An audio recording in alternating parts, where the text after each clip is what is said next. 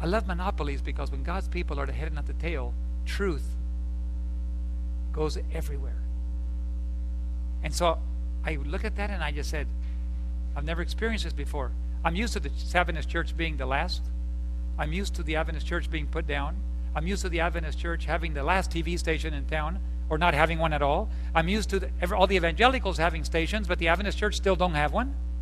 I'm used to being the last, and I don't like it. And when I went to talk to the evangelical brethren, I said, where did you get the money? We didn't have it. We just went forward by faith, they said. Why can't Adventists go forward? I finally came to the conclusion, we don't have any faith. We're used to having a budget, and if it's not in a budget, we can't do it, brethren. And God doesn't operate that way. Without faith, it's impossible to please God. So if the evangelicals can have faith, Lord, give me faith. And so I went forward by faith to Guyana, and I learned the basic lessons, and we got the network in Bolivia. We have the largest. We have nearly 20 stations broadcasting. We started with 6, now it's 20. No other church has national television access. Monopoly in Bolivia, monopoly in Guyana. Then we went to Venezuela. The door was open for a while. We put in our aviation program. 19 other missionary airplanes operated in Guyana. The government Chavez started swinging everything to the communism, swinging left. And as they swung left, they threw out the Mormons. They closed all the mission aviation programs. And then they came to close the Adventists. And you know what? They were unable to close our program. And today we are the only church operating with a mission aviation program in the entire country of Venezuela. Monopoly in Guyana, monopoly in Bolivia, monopoly in Venezuela. And I love it. I suddenly realized, Lord, everything we do succeeds. How can we explain this? And God led me to this. And he went forth conquering, and it doesn't say partially to conquer. The white horse is not about failure. It is about total conquest. Who rides the white horse? Christ rides it. King going forth to warfare with a weapon of war and authority. It is time to finish the work. And of course, I ended my sermons by saying, someday soon, the red horse will come. And that was my sermon for a long time. And then one day I said, Lord, I'm sorry. I'm not willing to continue that sermon. You got to tell me what this means. And the Lord said, well, why don't you start reading? You might learn something. So I just started reading through Revelation. He said, the least you can do is read through Revelation. You can't learn anything unless you at least read it. So I went from Revelation, I went through. Of course, I have it all marked up. I mean, it's more black than white. And I had it marked up, but I hadn't been reading to really find out new things. I'd been reading to try to understand what we've always known. I said, now it's time for me to understand what we're really talking about here. How does the white horse apply to me? It guarantees me that everywhere I go, nobody can stop the message. That's what the white horse tells me today. And that's why, at this point, anywhere in the world I go with total confidence. My wife and I were landing in Bolivia. We just got back from 3 weeks in Australia, but we had been in South America just before that. We flew down to Bolivia, and we landed in the northern border, and we were going into the capital city of Santa Cruz, which is the capital for the state of Santa Cruz, where our TV network is. And everybody told me, David, don't go there. The city is circled by the native Indians, armed to the teeth with weapons that Venezuela flew in on their military planes, and they're assaulting the city. Tomorrow will be bloodshed everywhere. Don't go to Santa Cruz. And I said, but I have to go to Santa Cruz. I got work to do. But tomorrow will be bloodshed. They've already cut off the food. They've already cut off the gasoline. They're cutting off the water supply. Tomorrow, David, you may go right into the eye of the hurricane and get killed. And you know what my response was?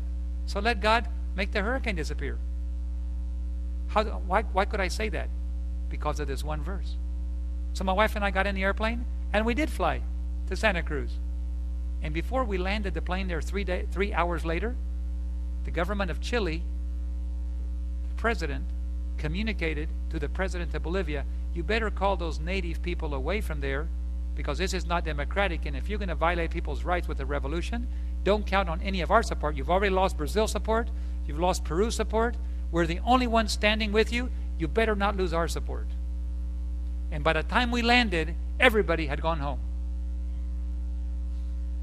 How could I be so certain? Because of the white horse. It's conquering time.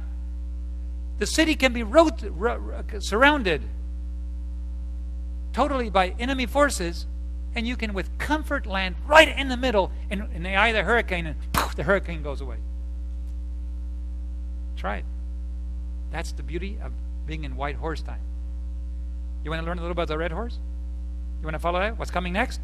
Let's read. Verse 4. And there went out another horse that was red, the second seal, and power was given unto him that sat thereon to take peace from the earth, that they should kill one another, and there was given unto him a great sword. I'd like to point out the first thing here. Power was given unto him. Well, actually, the word power is not in the original, so just say it was given unto him. Or we could say authority. He was authorized to take peace from the earth. Does God need somebody to authorize him to do anything? So who's riding the horse? Satan. The devil has to ask permission, doesn't he? Every time he does something, he has to go to the corner. Is it okay with you? Aren't you glad to serve God? The devil might have power, but he only has power that is given to him to authorize to do something. He only operates by permission. So it says, authority was granted unto this rider to take peace from the earth. There is a time coming very soon that God will turn to Satan and say, it's your turn. Go ahead. And Satan will take peace from, and there will be random, chaotic violence and death throughout the whole world. A great sword was given unto him. I don't think we understand the depth of this pain. All we know is that authority was granted to him that men should kill one another. You want to see men kill each other? Men will bomb cities. Men will put biological warfare, nuclear warfare, chaotic violence. Cities will go down. Countries will be fighting each other. We have not seen the likes of this before. It's about to happen very soon, and you're in a short period of time. In your lifetime, in my lifetime. Not in 50 years either. Would you rather work during the white horse time, or would you want to wait till the red horse? You don't have too much time. If you're going to work, do it now. Is that clear? Sister White tells us that what we don't do during the time of peace, we will have to do during the most oppressive and difficult of times. I'd rather do it now. Total commitment now. You cannot lose. If Satan is scared to death that you will find out the truth about the white horse, if God's people would actually discover the fact that Satan cannot stop you right now, if they were actually were to wake up, and if they were actually to go to work right now, they would discover experientially, like I have, they cannot fail. Impossible. Take any country on. Success, success, success. Everywhere you go, if you do it God's way, in obedience to him, put everything on the altar and trust in God, you cannot lose. Which country do you want? I told God, I want China, please. God said, I told Joshua, wherever you put the sole of your foot, David, if you want China, you got to go there. So I got off the airplane and I went.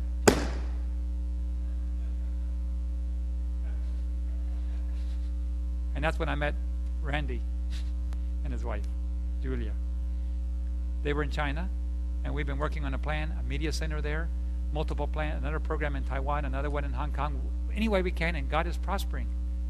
And when the time comes for China to open, we're already going to be in media, on Chinese satellite. We're going to be head and not the tail.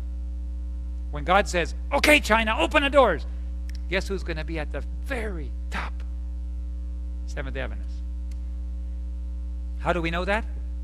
Because we happen to know the white horse secret. Isn't that beautiful? It's a beautiful truth. Don't miss it. Everything you have, everything you are, right now.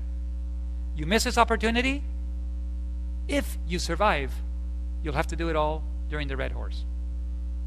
What a stupid decision that would be, to lose this opportunity, to plant so many seeds. Okay, let's go on.